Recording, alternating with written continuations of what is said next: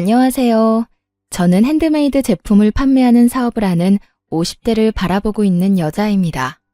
결혼을 하고 출산을 하며 저는 제가 단 한 번도 사업을 하게 될 거라고 생각해 본 적이 없었는데 정신을 차리고 보니 꽤 안정된 사업을 운영하는 사장님이 되어 있더군요. 사람 운명이란 게 참 신기하지 않나요? 오늘 제가 사연열차 애청자분을 찾아뵙게 된 건 다름 아닌 저의 자존감이 바닥을 치던 시절이 있었던 답답한 제 결혼 생활 이야기를 들려드리기 위해서인데요.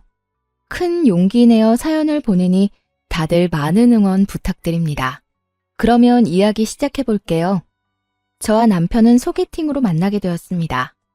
사실 처음엔 저뿐만 아니라 남편 역시 서로를 마음에 들지 않아 했어요. 그랬기에 저흰 주어진 음식을 먹으면서 적당한 예의만 지키고 다음 만남을 기약하지는 않았죠.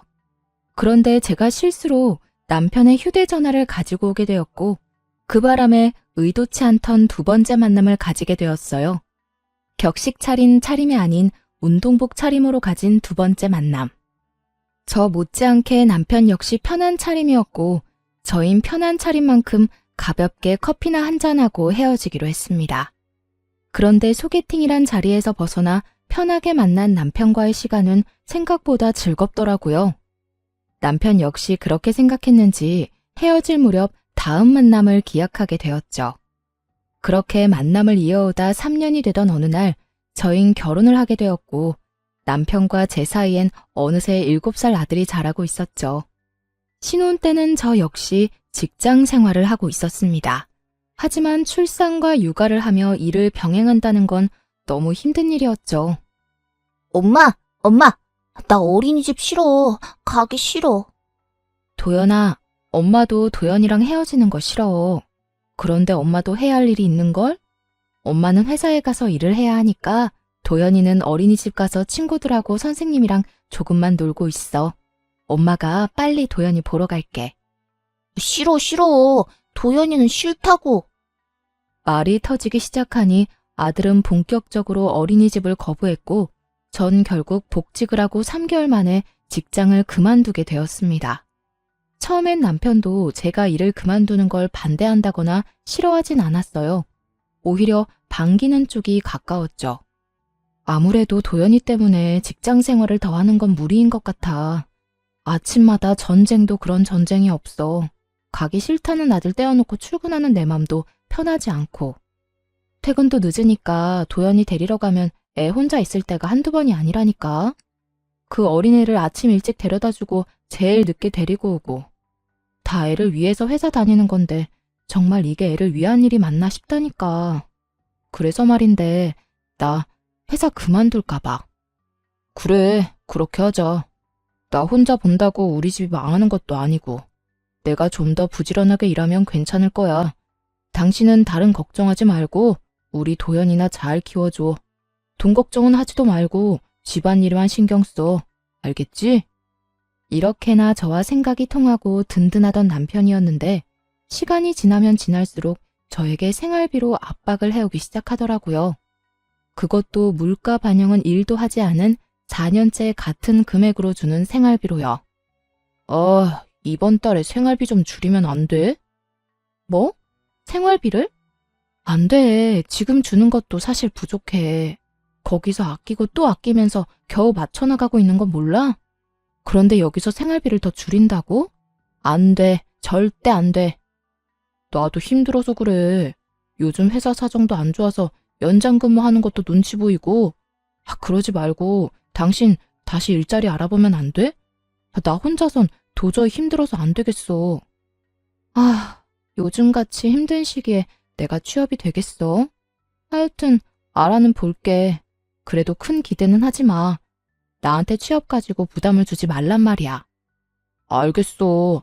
내가 부담을 주면 또 얼마나 준다고. 천천히 시간을 가지고 기다릴 테니까 노력이라도 해봐. 그렇게 전 취업을 준비하게 되었고 제 예상대로 그건 쉬운 일이 아니었죠. 경력 단절에다가 아기 엄마. 그 어느 회사에서도 선호하는 사람은 아니었고 취업을 준비하며 저의 자존감마저 바닥을 치게 되었습니다. 예전엔 다른 회사에서 이직을 권할 만큼 능력 있는 사람이었는데 이젠 어디에서도 환영받지 못하는 사람이 되었다는 생각에 자존감은 급속도로 바닥을 치게 되었죠. 그러는 와중에 그 어떤 압박도 부담도 주지 않겠다는 남편은 그 호언장담이 무색하게 그렇지 않아도 바닥인 제 자존감을 더욱 바닥치게 했습니다. 면접은 어떻게 됐어? 오늘 근처 회사에 면접 보러 간다고 했잖아. 그런데 그게 안 될 것 같아.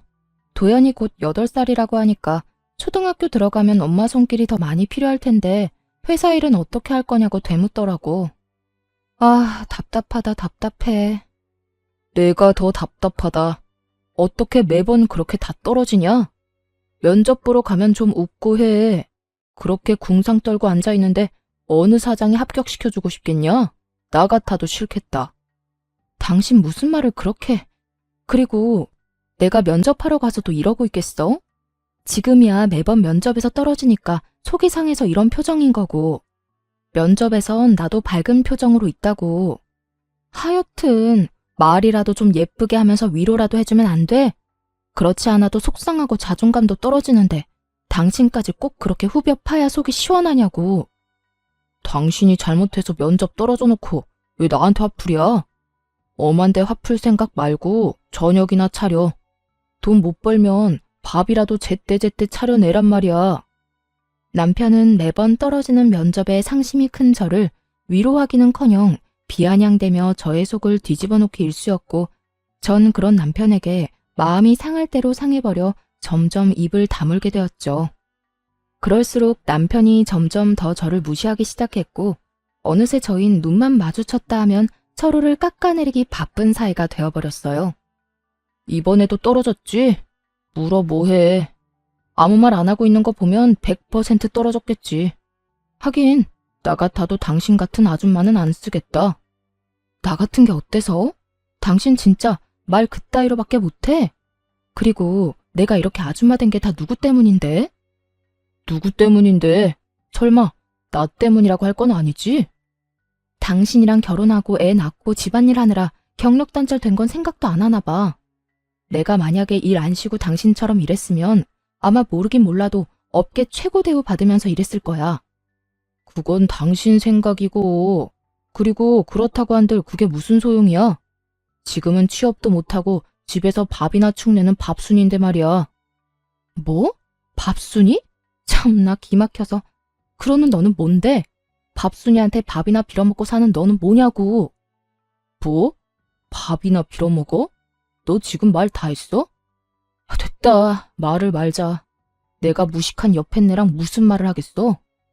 이렇듯 끝은 무식한 여팻네였고 전 여팻네 말만 들으면 치가 떨릴 정도로 무시를 당하고 있었습니다. 그렇게 무시가 일상이 되던 어느 날 친정엄마의 생일이 다가왔고 전 늘 그렇듯 돈을 뽑아 봉투에 돈을 넣고 있었어요. 다른 때는 1년에 한 번 드리는 용돈이기에 시댁 친정 구분 없이 50만 원씩 드리고 있었지만 남편 놈과 돈과 취업 때문에 다툼이 잦은 시기라 눈치가 보이더라고요. 그래서 고민하다 30만 원만 마련하게 되었고 그 돈을 봉투에 넣고 있었죠. 고작 30만 원에도 이렇게 눈치를 보고 살아야 하느냐는 마음에 참 속이 상하더라고요. 서럽기도 했고요. 말이야 바른 말이라고 육아하고 살림 사는 걸 시급으로만 따져받아도 이렇게 부모님 용돈 드리는 것까지 눈치 볼 일은 없었을 텐데 이딴 남편을 둔 가정주부들의 한탄스러움이 정말 무엇인지 단번에 느껴지는 날이었습니다. 그렇게 한탄스러우면서도 남편의 눈치나 살펴야 하는 저 자신과 처지가 싫기도 했고요. 그렇게 한숨을 푹푹 내쉬며 봉투를 준비하는데 남편이 방으로 들어오더라고요. 방으로 들어온 남편은 그냥 저를 스쳐 지나가는가 싶더니 제 손에 들린 봉투를 보곤 걸음을 멈춰 저에게 물어오더라고요. 웬 돈이야? 전혀 아무것도 모른다는 표정에 저는 반사적으로 고개를 들어 남편을 노려봤고 저의 눈빛에 의아해하던 남편은 이내 엄마의 생일이란 게 떠오른 듯 재빨리 말을 하더라고요. 아, 장모님 생신이지? 이번 주 주말에 같이 밥 먹기로 했어. 시간 괜찮지? 주말에? 나 안 돼. 당직 잡혀서 회사 나가봐야 해. 진작 말해주지. 일찍 알았으면 다른 사람이랑 미리 바꿨을 텐데. 당직이라 사실 알고 있었어요. 당직이 아니라는 걸 말이에요.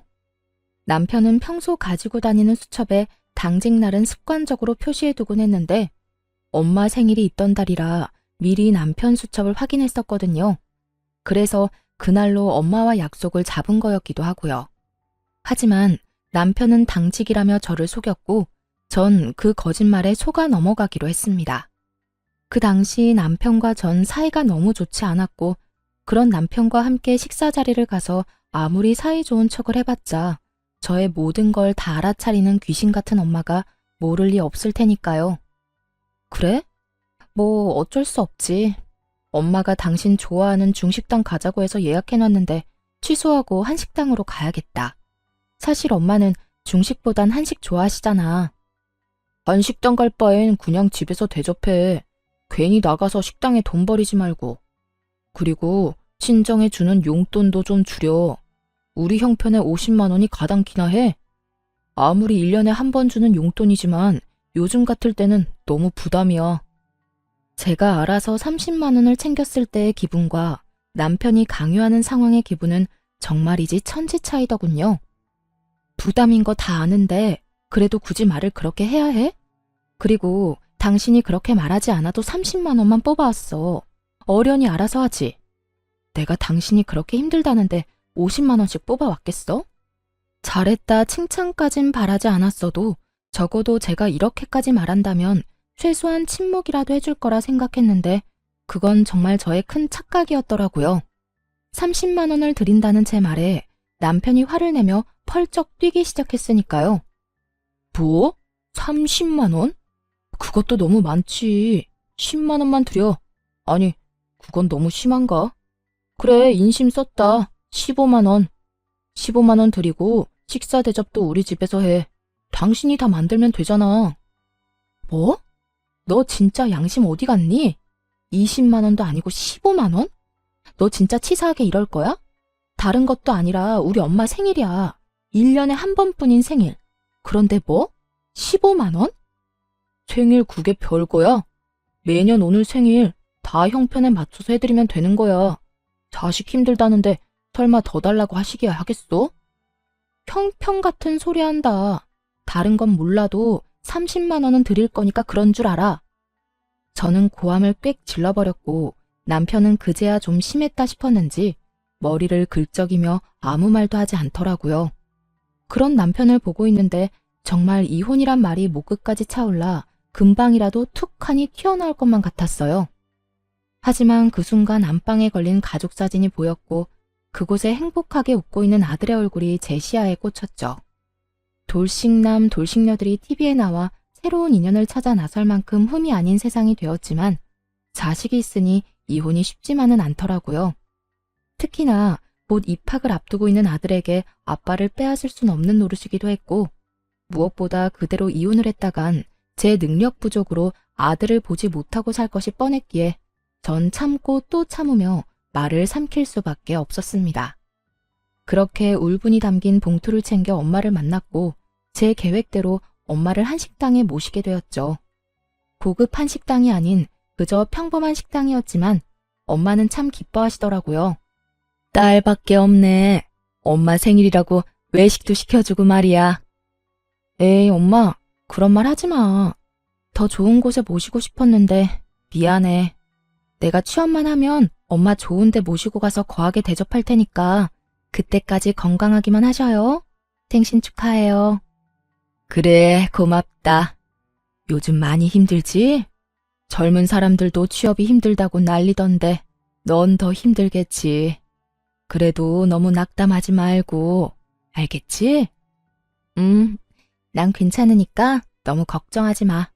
얼른 먹자. 나 배고파. 그렇게 식사 자리가 끝나고 계산을 하려는데 엄마가 미리 계산을 해버렸다고 하더라고요. 아마 힘든 딸에게 부담이 될까 화장실 가는 척을 하시며 미리 계산한 듯 했어요. 그것까지도 마음이 너무나도 속상했는데 집으로 돌아와 가방을 정리하던 저는 그 자리에 주저앉아 펑펑 울고 말았습니다. 제 가방 속엔 제가 엄마에게 드렸던 봉투가 고스란히 들어있더라고요. 30만 원이 아닌 100만 원이 든 돈 봉투가요. 봉투 안엔 짧은 편지 한 장도 있었는데 엄마는 연신 취업에 실패하는 딸이 안쓰러워 좋은 옷이나 한 벌 해입을 하며 돈을 넣어뒀다며 나중에 잘 되면 다 갚으라는 내용이었어요. 그날 밤 그 돈 봉투와 편지를 안고 얼마나 울었는지 모릅니다. 죄송하기도 하고 서럽기도 해서요. 전 그 100만 원 봉투를 보며 다시 태어나기로 다짐했고 취업 대신 100만 원을 발판 삼아 다시 한번 큰 용기를 내기로 했죠. 제가 낸 큰 용기는 사업이었어요. 처녀 때 제가 하던 일은 다름 아닌 보석 디자이너였는데 보석을 디자인하던 그 당시에도 전 머리핀에 관심이 많았어요. 그래서 전 제가 제일 잘할 수 있으면서도 좋아하는 일로 새로운 도전을 해보기로 했습니다. 그간 가정주부로 산 세월이 얼만데 그 흔한 비상금 한 푼이 없더라고요. 얼마나 악착같이 가정에만 충실하게 살았는지 기특하다는 생각보단 멍청했다는 생각만 들었어요. 제 수중에는 부모님이 주신 100만 원이 전부였고 그 돈으로 머리핀 재료들을 구입해 핸드메이드 제품을 만들어 팔기 시작했습니다. 처음엔 제품 종류가 많진 않았어요. 하지만 하나 둘 사간 고객분들의 재구매율이 높아지며 매출이 올라가기 시작했고 감사하게도 입소문들을 내주셔 점점 주문수가 늘어갔어요.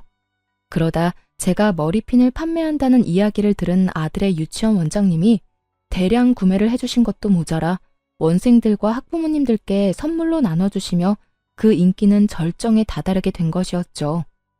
그렇게 100만 원으로 시작한 사업은 어느새 온종일 제품을 만들어도 모자랄 만큼 주문이 넘쳐나고 있었습니다. 혹시나 망할 수도 있는 일이고 혹여나 그렇게 된다면 또 남편에게 모진 말들을 들을 수 있으니 굳이 남편에게 알리지 않고 시작했었거든요. 그런데 저의 사업은 어느새 작업실을 따로 얻어야 할 정도로 규모가 커져 있었죠. 그렇게 몸도 마음도 바쁜 사이 시모의 생일이 다가왔고 저 역시 남편과 마찬가지로 참석조차 하고 싶지 않았지만 그랬다간 또 무슨 불호령이 떨어질지 모르는 일이니 참석하게 되었어요. 여보, 어머님 용돈 준비했어? 안 했으면 내가 은행 간 김에 뽑아올까? 아니야. 내가 준비했어. 그래? 식당 예약도 당신이 했다고 했지? 웬일이래? 평소에 귀찮다고 신경도 안 쓰던 사람이. 어디 예약했어? 집에서 가까워? 어딘지 말하면 당신이 다 알아. 그냥 당신은 내가 운전하는 차 타고 가서 밥만 맛있게 먹고 오면 돼. 얼른 가자. 이러다 늦겠다. 남편은 평소와 다르게 시모 생일 준비를 혼자 다 한 상태였고 그런 남편이 저는 이상할 수밖에 없었습니다. 그도 그럴 것이 지난 결혼 생활 동안 친정은 물론이고 시댁 일에도 남자가 뭘 아냐고 하며 귀찮은 일은 전혀 나서지 않던 남편이었으니까요. 하지만 이런 저의 의아함은 약속 장소에 도착하고 난 후 다 풀리게 되었죠. 남편이 시모 생일이라고 예약한 식당은 고급 한식당으로 유명한 곳이었기 때문이었죠.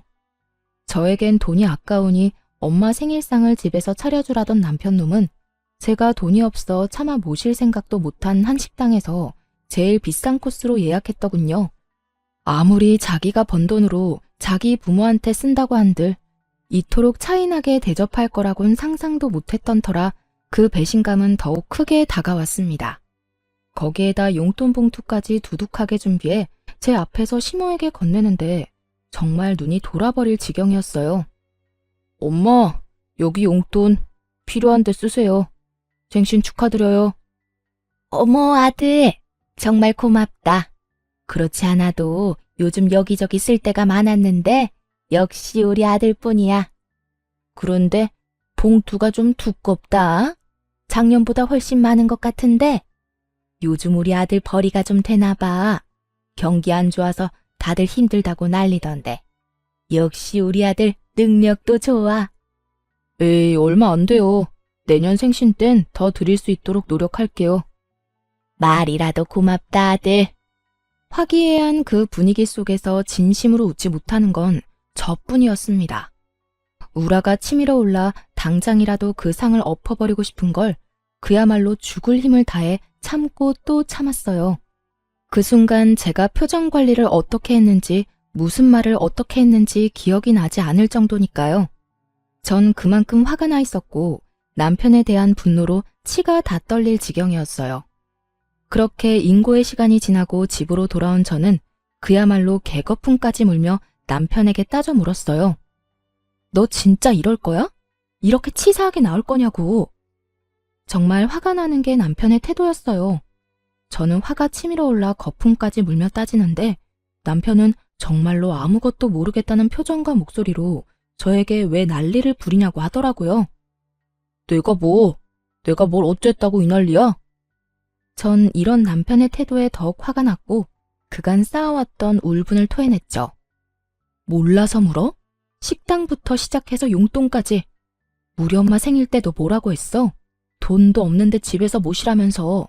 그리고 용돈은 또 어떻고.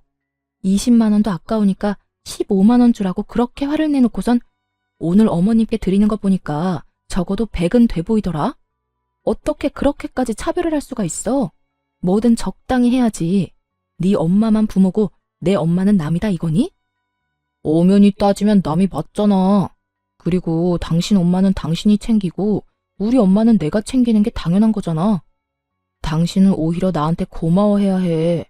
당신이 장모님한테 드린 용돈도 내 돈으로 드린 거잖아. 그러니까 지금 당신이 나한테 화낼 게 아니라 고마워해야 하는 거라고. 30만 원이든 15만 원이든 그게 얼마든 당신이 나 없었으면 그 돈을 줄 수 있었을 거라 생각해? 뭐? 당신 진심이야? 정말 진심으로 그렇게 생각하고 있는 거야? 그리고 더 솔직하게 말하면 나 사실 당신 집에 돈 주는 거 아까워. 형편이 좋으면 몰라. 솔직히 나 혼자 벌어서 양가 다 챙기는 게 쉬운 줄 알아? 솔직한 심정으론 처가에 주는 돈 우리 집에 다 주고 싶다고. 이렇게 말하는 남편놈을 보며 더는 대화할 필요가 없다는 생각이 들더군요. 매번 형편 타령하는 것도 어이가 없었고요. 저희요, 서울에 자가 있습니다. 그것도 대출 하나 없는 저희 집이요. 결혼할 때 정확히 반반으로 해서 마련했고, 그래서 명의는 공동 명의였죠. 남편의 월급이 적은 것도 아니었고, 적금, 생활비, 남편 용돈 등등 다 내고도 어느 정도 여유 있다는 거 저도 다 알고 있는데 그놈의 형편 타령에 입이 마르지 않는 지경이니 제가 얼마나 어이가 없겠어요. 오죽했으면 그냥 내가 자기 돈 쓰는 것이 꼴 보기 싫다고 하는 것이 도리어 남편이 덜 미울 것 같은 심정이었어요. 전 끊임없이 치사하게 구는 남편에게 이렇게 말했어요. 그래, 알겠다. 그러면 앞으로 당신 집은 당신이 챙겨. 내 집은 내가 챙길 테니까. 불만 없지? 불만? 불만이 왜 있겠냐? 나야 당연히 고맙지. 너 분명 네 입으로 그랬다. 각자 집은 각자 챙기기로. 남편은 각자 집을 챙기게 된다면 누구 손해가 큰지 전혀 알지 못하는 듯 하더군요. 하긴 제가 생색내는 사람도 아니었고 시댁의 제사부터 시작해서 명절까지 전 그 누구의 도움도 받지 않고 혼자 해냈고 때론 남편도 없이 혼자 가서 음식 준비에 마무리까지 혼자 다 해낸 것이 한두 번이 아니었으니까요. 그것뿐인가요? 제 시모 쉬운 사람 아닙니다. 틈만 나면 전화가 와서 이런저런 잡일 다 시켜대는데 그게 얼마나 사람 미치게 하는지 남편은 전혀 알지 못하겠죠. 그런 모든 일들에서 해방시켜준다는데 제가 마다할 이유는 없었고 전 다시 한번 정확히 각자의 의미를 짚어주었죠. 그래, 알겠어. 앞으로 나 당신 집에 발길도 안 할 거야. 각자 집 챙긴다는 거엔 제사, 명절, 생신 다 포함되는 거 알지?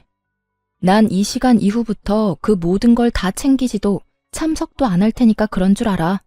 아, 물론 당신도 안 챙겨도 돼. 우리 집은 내가 알아서 챙길 테니까.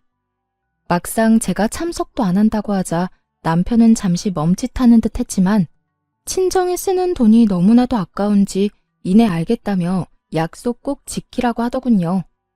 그렇게 저흰 한 집에서만 사는 남보다 못한 부부 사이가 되었고 그렇게 시간은 흘러 아이가 초등학교에 입학을 하게 되었습니다. 제 사업은 완전히 자리를 잡게 되었고 매출은 월 1,000만 원이 되는 달이 늘어가고 있었죠. 능력이 된다는 건 참 좋더라고요. 아들의 작아진 운동화를 애써 모른 척할 필요도 없었고 20년째 쓰고 있던 친정의 세탁기를 바꿔주는 것도 걱정도 무리도 할 필요도 없이 할 수 있었으니까요. 30만 원을 주고 100만 원을 받아왔던 죄송했던 지난 생일과는 달리 엄마의 생일 선물로 500만 원을 드렸던 그날, 엄마도 울고 저도 울었습니다. 그렇게 제가 눈물로 행복한 날들을 보내는 사이 또다시 시모의 생일이 다가왔어요. 저희가 각자 집은 각자 챙기기로 한 후 처음 맞는 시모의 생일이었죠. 저는 약속한 대로 그리고 제가 선언한 대로 시모 생일은 신경 쓰지도 않았고 그랬기에 참석도 하지 않았습니다. 그 대신 전 엄마를 모시고 그때 시모의 생신날 갔던 저에겐 돈이 없어 차마 엄마를 모시고 가지 못했던 그 한식당에 가게 되었죠. 엄마와 전 가게에 들어서 예약한 룸을 향해 걸어 들어가는데 그곳에 남편과 시댁 식구들도 왔더군요. 혹시나 하는 마음이 있긴 했지만 같은 시간대에 만나게 될 거라고는 생각도 못했는데 이를 어쩌나 했어요. 하지만 다행스럽게도 남편을 제외한 시댁 식구들은 저를 보지 못했고 저를 발견한 남편만이 저와 눈이 마주치게 되었죠. 전 그런 남편을 무시한 채 재빨리 엄마를 모시고 룸으로 들어가 버렸고 그런 저의 태도에 화가 난 남편이 저를 주차장으로 불러내더군요. 왜 오라가라 난리야. 엄마랑 같이 온 거 못 봤어? 엄마 혼자 두기 그러니까 할 말 있으면 얼른 해. 너 진짜 이럴 거야? 휴대전화도 끄고 뭐 하느라 우리 엄마 생일에 얼굴도 안 내비친다 싶었더니 네 엄마랑 여기까지 밥 먹으러 왔어? 당신이 그러고도 며느리야? 어떻게 며느리가 시어머니 생일에 참석도 안 할 수가 있냐고. 이거 왜 이래? 우리 약속 잊었어? 각자 집 각자 챙기기로. 당신 그래서 우리 아빠 생일도 참석조차 안 했던 거 기억 안 나? 지난달 친정아빠 생일에 자신은 참석하지 않고 돈도 쓰지 않아도 된다며 신나서 콧노래까지 부르던 것이 기억이 나지 않는 것 같아 콕 집어주었죠. 제 말에 남편놈은 그제야 생각이 난 건지 얼굴까지 붉히며 저를 노려보더군요. 그렇게 보면 어쩔 건데 다 당신이 자초한 일이야. 그러니까 나한테 여기서 괜한 시비 걸지 말고 들어가서 네 가족들이랑 시간 보내. 제 말에 할 말이 없어진 남편은 씩씩거리는가 싶더니 저에게 손을 내밀더니 이렇게 말했어요. 내놔, 내 카드. 뭐? 내 카드 내놓으라고. 당신 여기 내 카드로 결제하려고 했지? 그런데 어쩌냐? 나는 내 돈으로 당신하고 당신 가족 배불려 줄 생각 전혀 없는데. 사람이 변해도 어떻게 이렇게까지 변할 수가 있는 것인지 그 순간 저는 이때껏 왜 이런 남자와 뭐 때문에 함께 살았나 하는 생각이 다 들더군요. 전 남편의 손에 카드를 던져주다시피 돌려주며 이렇게 말했어요. 아 그래? 이까지 카드 한도 얼마나 된다고 이 난리야? 이딴 카드 쓸 일도 없고 앞으로도 줄 필요 없으니까 당신이 다 해. 이걸로 사랑하는 당신 가족 밥이나 사주면 되겠네. 제 말에 남편은 코웃음까지 치며 이렇게 묻더라고요. 뭘 믿고 이러는 거야? 어디 취업이라도 했어? 네, 그래요. 전 그때까지도 제가 사업을 하고 있으며 그 사업으로 대박이 났다는 사실을 알리지 않고 있었어요. 아니, 정확히는 알릴 수가 없었죠. 남편놈은 저와 한바탕 하고 난 후 생활비조차 주지 않고 있었고 그렇게 무책임하게 굴면서도 단 한 번 저에게 돈이 필요하지 않냐고 묻지도 않았으니까요. 그런 남편에게 굳이 제가 알릴 필요도 알릴 틈도 없었던 겁니다. 취업은 무슨? 내가 어떻게 취업을 하겠어? 틀린 말은 아니었어요. 사업으로 성공을 하게 됐지만 취업에 성공한 건 아니었으니까요. 제 말을 들은 남편은 더욱 의아하다는 얼굴로 저에게 따져 묻기 시작했어요.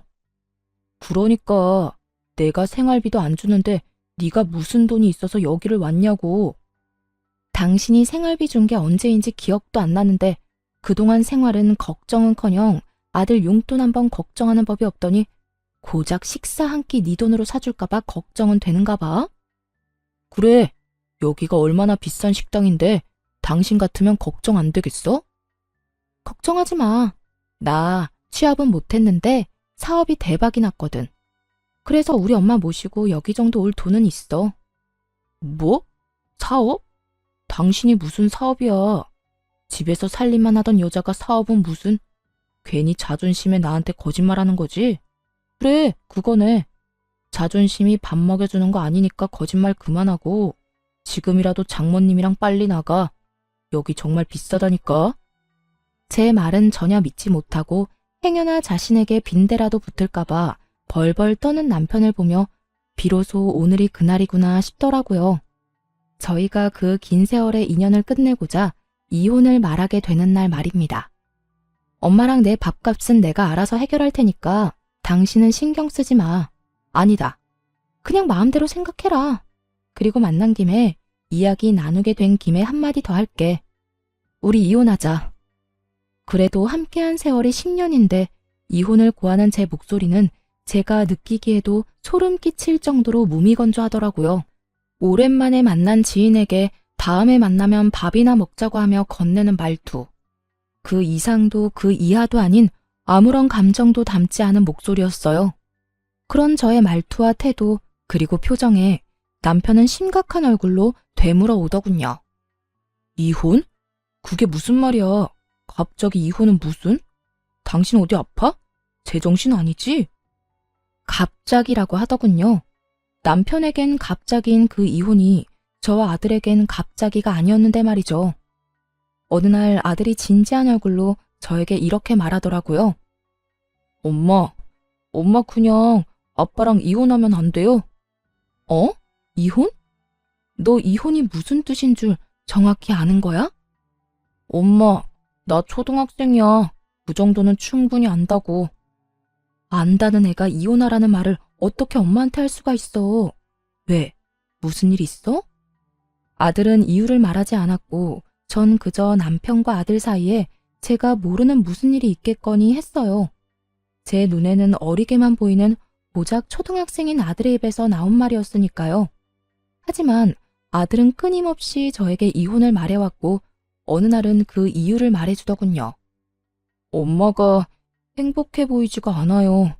나하고 있을 땐 엄마가 웃기도 하고 행복해 보이기도 하는데 아빠와 함께 있을 땐 엄마가 행복해 보이지 않아요. 그러니까 그냥 이혼하면 안 돼요? 정신이 번쩍 들더라고요. 저는 아들 때문에 저런 남편이라도 붙잡고 살았던 것인데 아들은 저를 위해 저런 아빠를 참고 있었던 사실을 알게 되었으니까요. 그 후로 전 아들과 함께 많은 대화를 나눴고 그렇게 이야기를 나누고 상의한 결과 남편과 이혼하기로 했던 것이었죠.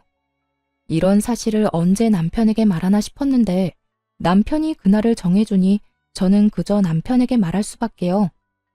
나 안 아파. 정신도 멀쩡하고. 그러니까 이혼하자. 당신도 사실 가정에 미련 없잖아. 나도 마찬가지야. 당신이랑 사는 거 많이 지쳤고 당신한테도 아무 감정 없어. 이런 결혼 생활이 무슨 의미가 있겠어. 그러니까 우리 여기서 그만하자. 여전히 무미건조한 제 말에 남편은 알턴이 빠진 사람처럼 홀가분한 표정을 지어 보이며 이렇게 말하더군요. 그래, 그러자. 차라리 잘 됐어. 나도 괜한 너 그렇게 구질구질하게 사는 거 보기도 싫었고 다 내 탓인 것 같은 마음에 죄책감 느끼는 것도 싫었어. 그래, 이혼해.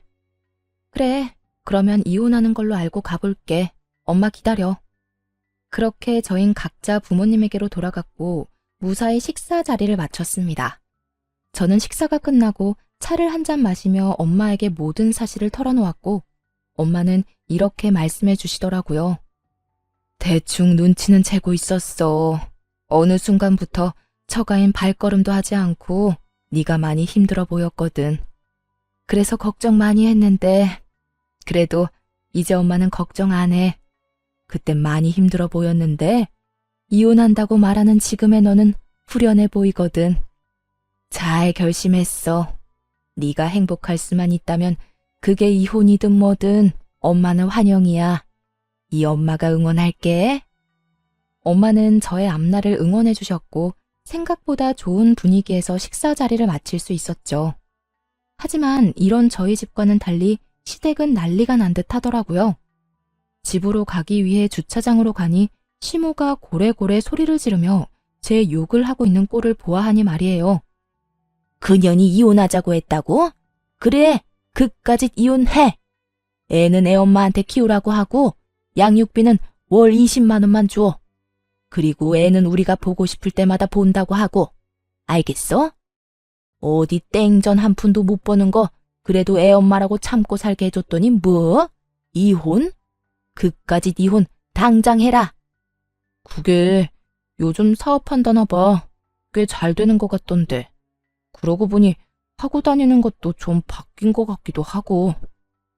집에서 놀고 먹던 게 사업이라고 해봤자 그게 뭐 잘 되겠니? 다단계는 아닌지 몰라. 사업을 하든 취업을 하든 그 물건 못 쓸 물건이니 이혼해. 이런 대화는 저는 물론이고 친정엄마까지 듣게 되었고 엄마의 표정은 좋지 않았습니다. 저 옆엔내가 누구한테 감히 욕짓거리를 하는 거야? 내가 진짜 저 옆엔내를? 엄마, 참아. 여기서 흥분해봤자 좋을 거 하나 없어. 괜히 말 섞지 말고 그냥 가자. 무시가 답이니까. 엄마를 달래며 잡아끄는 행동과는 다르게 당장이라도 달려가 내 수익이 월 1,000이다 라고 외치고 싶었지만 그렇게 한다고 한들 뭐가 남겠어요? 전 말로 하는 대신 그들을 지나쳐 제 차에 올라탔고 그 순간 그 사람들의 눈빛을 아직도 기억합니다. 뭐니? 쟤 도연애미 아니니? 저거 비싼 차 아니야? 쟤가 왜 저 차에 타는 거야? 그러게. 저 차 1억짜린데 엄청 비싼 차인데 왜 저기에 여보. 남편은 제 차 문을 붙잡고 늘어지더라고요. 이거 나 차 출발하려는 거 안 보여? 죽고 싶어서 환장했어? 그게 아니라 이거 정말 당신 차야? 당신 정말 대박이라도 난 거야? 말했잖아. 나 대박 났다고. 그러게 잘 좀 하지 그랬어. 사람 말도 좀 믿고. 여보, 우리 이야기 좀 하자. 아까는 내가 말이 심했지? 미안해. 이제 와서 미안? 웃기지도 않는다 진짜. 다 됐으니까 저리 꺼져. 전 남편을 있는 힘껏 밀어버리고선 그대로 차를 몰고 주차장을 빠져나왔어요. 룸미러를 통해 보니 남편은 거의 울 것 같은 얼굴로 제 차를 쫓아오다 넘어져 버렸고 시모는 자리에 털썩 주저앉아 있더군요. 그 후로 저는 바로 이혼을 진행했고 남편은 그제야 끝까지 저에게 매달리더라고요. 여보, 우리가 이혼은 무슨 이혼이야. 내가 바람을 피운 것도 아니고 당신한테 나쁜 짓을 저지른 것도 아니고 이까진 일로 이혼한다고 하면 사람들이 다 비웃는다고. 사람들이 뭐라고 하든 난 상관없어. 그리고 당신이 나한테 한 행동이 외도하고 다른 게 뭔데? 당신은 말로 나한테 상처를 줬고 행동으로 나한테 배신감을 안겨줬어. 난 더는 당신을 사랑하지 않고 당신 같은 사람을 믿지도 않아. 여보, 내가 미안해. 나 정말 반성 많이 하고 있다고. 그래, 우리 도연이. 당신은 도연이 생각 안 해? 도연이가 아빠 없다고 손가락질 받길 바라는 건 아닐 거 아니야. 나도 그것 때문에 참고 살았는데 당신 아들 도연이가 제발 나더러 당신하고 이혼하라고 하더라. 뭐? 우리 아들이? 우리 아들이 왜? 거짓말이지? 도연이가 그랬을 리가 없잖아. 도연이가 내가 불행해 보인대. 당신이랑 있는 내가 행복해 보이지 않아서 차라리 이혼했으면 좋겠다고 하더라. 애가 그런 생각을 할 때까지 당신은 뭐 했냐? 도대체 뭘 했길래 내 아들이 나한테 그런 말까지 하게 만들었냐고. 충격적인 진실 앞에 남편은 할 말이 없는 듯 가만히 있더라고요. 오만 생각이 남편의 머릿속에 오가는 것 같기도 했고요. 우리 아들, 나 이혼하고 나면 당신 보고 싶지도 않대. 그러니까 그런 줄 알고 이혼 준비해. 남편은 이런 제 말에도 아무 말도 하지 않고 돌아갔고 그렇게 이혼은 진행되었습니다. 재산 분할이 제일 걱정이었는데 긴 세월 남편이 생활비 한 번 주지 않았고 양육에도 무관심한 태도에서인지 모든 것은 저에게 유리한 조건으로 끝이 났고 양육권 역시 아들의 뜻에 따라 당연히 제가 가지게 되었어요. 아들은 강력하게 아빠는 보고 싶지 않다는 자기 의사를 전했고 그 덕에 전 남편은 아들의 얼굴조차 제대로 볼 수 없는 처지가 되었습니다. 그렇다고 해서 전 남편의 처지가 불쌍하다거나 안쓰럽다거나 그런 감정은 전혀 들지 않더라고요. 마지막으로 본 전 남편의 충격적인 얼굴이 신경 쓰이긴 했지만 평소 남편은 아들에 대해 이렇다 할 정도의 정이 없던 사람이었으니까요. 이혼을 하며 알게 된 사실인데 전 남편의 말이 씨가 된 것인지 전 남편의 회사가 정말로 힘들어져 인원 감축에 들어가게 되었다고 하더라고요. 그 결과 평소 능력이 없던 남편이 잘리기 직전이란 말을 듣게 되었죠. 거기에다 그간 전 남편에게 뭐든 넙죽넙죽 잘 받던 전 시모는 막상 전 남편이 이혼한 것도 모자라 회사까지 잘려 전 시댁에 신세를 질 위기에 놓이자 딱 달라 안 된다며 내쫓아버렸다고 하더군요. 이러한 사실은 전 시모의 입을 통해 직접 듣게 되었죠. 무슨 일로 전화까지 주셨어요? 저 이제 어머님 며느리 아닌데요. 나라고 전화하고 싶어서 한 줄 아니? 네 남편 여기 왔다 갔다. 제 남편 아니고 어머님 아들이요. 저 이혼한 거 잊었어요? 그래, 내 아들. 방금 너랑 이혼하고 회사까지 잘린 내 아들 왔다 갔다. 꼴을 보아하니 마땅히 오갈 데도 없는 것 같더구나. 그렇다고 내가 나이가 몇 살인데 이 나이에 아들까지 끼고 살 순 없는 노릇이라 그대로 내쫓았다. 잘하셨네요. 그런데 그걸 왜 저한테 말하세요? 저는 궁금한 적도 알고 싶지도 않은데요. 말버릇하고는... 에휴, 너 화난 거 나도 안다. 그런데 들어보니 너도 잘한 거 하나 없더구나. 그러니 너도 잊지 마고 그만 아범 데리고 가거라. 아무리 밉다고 해도 네 새끼 아빠인데 저대로 둘 수는 없는 노릇이지 않니? 내가 보아하니 반성 많이 한 듯하니 데리고 가서 잘 구슬려서 데리고 살아. 알겠니? 이혼한 지가 언젠데 왜 그때까지 제게 시모짓거리를 하려고 하는지 이해가 되지 않더라고요.